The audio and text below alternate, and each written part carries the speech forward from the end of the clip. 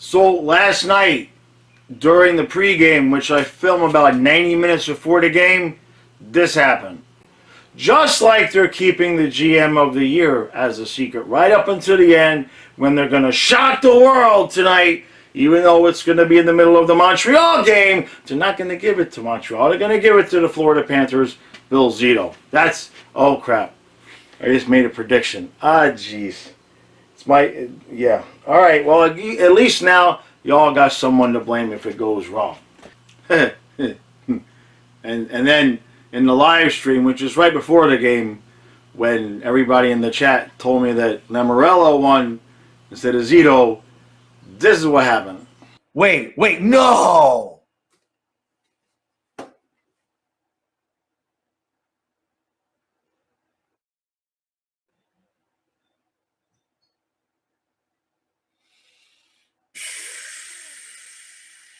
You guys know what I just saw. You know what I just saw. So while I was doing the research to see, because I had to see what did the dude do?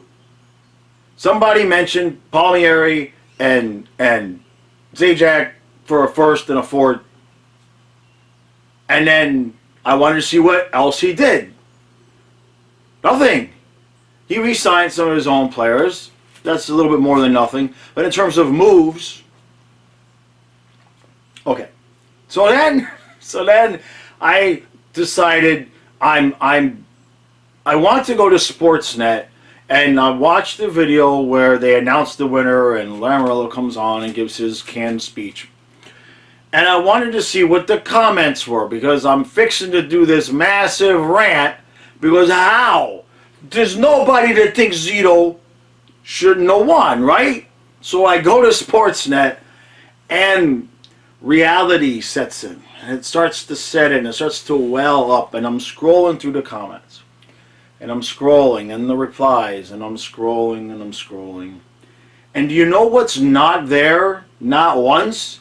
Is anybody saying that Zito should have won. Oh, it's full of Habs fan saying Bergevin should have won. And then I see this reply. I'll let you read it. So, clearly, you could make a case that he did make a lot of moves. So here's a few questions that I have. First of all, this is not like some antiquated award, right? It's been around, what, 11 years, and you couldn't manage to give it to a different guy in year 10 and 11 or whatever it's, but you got to give it to the same guy twice. Now, the thing that I want to know is, like with player awards, it's supposed to be the regular season.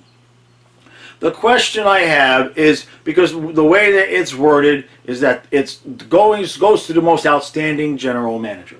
Is it cumulative, or is it just for the year, right? Like of 2020 and of 2021. Is it cumulative? Do you go back? Because if that's the case, why wouldn't Yzerman just win it every year? Because they're still good. You see what I'm saying? So I think the assumption of most NHL fans is what that GM did from the end of last season to now. So that's question number one. Question number two, because I see a lot of people talking about the playoffs in the comments. Again, is it supposed to count the playoffs? Because well, then why not vote after the Stanley Cup Finals?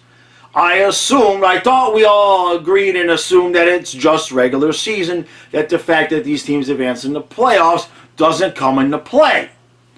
Now, that said, here's the realization I had, and it's looking at the comments section, I have to realize who the Florida Panthers are. This is who we are. This is who we are. Okay? Your parents, they get divorced. Okay? Your dad remarries some lady. Yeah, you're not crazy about her. She's older. Not only does she have kids, but she's got grandkids. Okay? They all come over for the barbecue. Every weekend they're over for the barbecue. The one grandkid is like this little 4-year-old, chubby little kid. Okay? He's always got some Buzz Lightyear stained up yard sale shirt on him that's too small. And you'll want to like him. You really want to like him, but he's always like got chocolate on his face, okay, or soda dripping from his mouth when he's talking to you, or a hot dog ketchup stain. He's always just disheveled, and you want to like him. You want to say, "Oh, I hope when you grow up, you fix yourself up and clean yourself up and look better." That's the Panthers to the rest of the league. That's who we are. We're that little kid that you want to like him, you kind of pet him, you give him a little bit of attention, and you say, go over there while the Canadians and the New Yorkers over here, the hockey people, we're going to do our own thing. That's who we are. So we have to admit it, we have to own it, and at this point, just embrace it. Because Lamoriello winning, look, here's the thing. Let's just come to an agreement here, okay? For any Montreal fans and Toronto fans watching, let's just come to an agreement here. Let's just agree that if you don't want to say Zito should have won, let's just agree there's no way Lamoriello should win this award again. What did he do? And that's where I've gotten to is it's less about Zito should have won, because when I looked at what Bergevin did, it's pretty comparable. You know what I mean? I mean, we all know the move Zito made, right? I mean, you get rid of Matheson for Hornqvist. However, that move is not looking as lights out as we might like it to think, because I'm talking with the guy from Pittsburgh tomorrow, and apparently over in Pittsburgh they're kind of happy with Matheson. The flaw with him, according to this guy, is not enough offense, but defensively he's played well. And Hornqvist is good, but a little older, a little bit of cap. You see what I'm saying? So that move, okay, all right, it's still a good move to clear out that move. Don't get me wrong. I don't want Matheson back.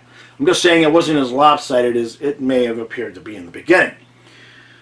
But then he just continued to hit home runs. I mean, Gudis and Forsling, and then the Bennett move for 2-2s, which let's not forget.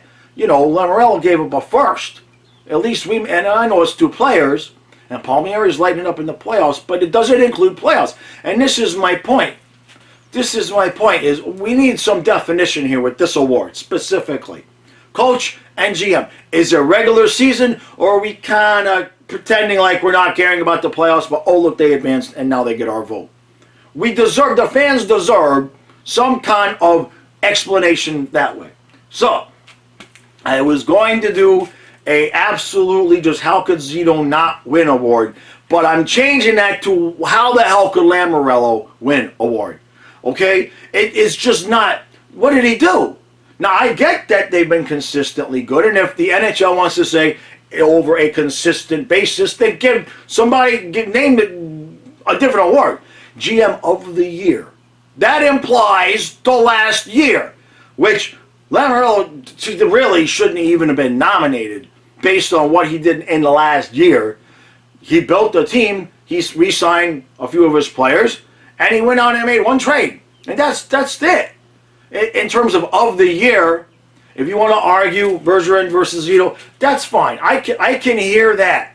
I can hear that. Those guys, no questions asked, should have been 1-2. Now, in terms of the people that voted, in terms of the general managers, and in terms of the media members, this feels like a big FU to Canada, to be honest with you, because not only does the Montreal fans feel like they got shafted, but the Toronto fans like, oh, I see, just give it to them twice. Okay. Oh, that once wasn't bad enough. We're going to just do it again. Let's kick them while they're down. Let's do it again. So, as much as a Panther fan, I would like to feel like we got shafted, and we did.